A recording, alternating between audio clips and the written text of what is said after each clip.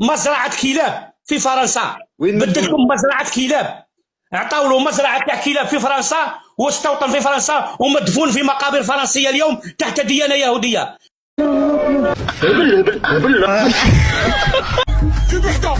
احنا في سنة 1967 اتخذ رئيس الجمهورية الجزائرية الديمقراطية الشعبية الرئيس هو الراحل هواري بومدين قرارا وجلب رفات الأمير عبد القادر ودفن في مربع الشهداء في مقبرة العالية. هل يستطيع اليوم الملك الحسن الملك محمد السادس أن يجلب رفات السلطان المغربي الذي توفي ودفن في المقابر الفرنسية والذي استبدل الشعب المغربي بمزرعة كلاب؟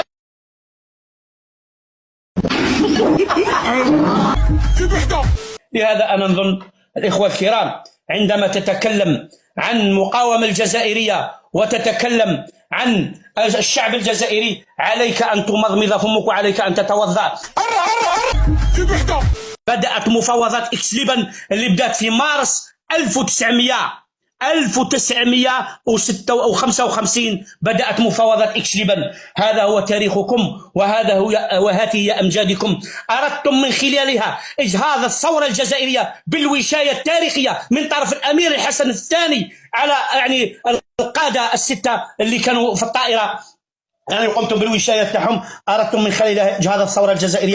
من مولا نهضروا غير على الأسرة العلوية هذه، من مولاكم معلي الشريف كحلوش اللي جا سنة 1634. لا تستطيع أن تتدخل دون الضرب في الأشخاص ودون أن تتناول من هم أكبر منك.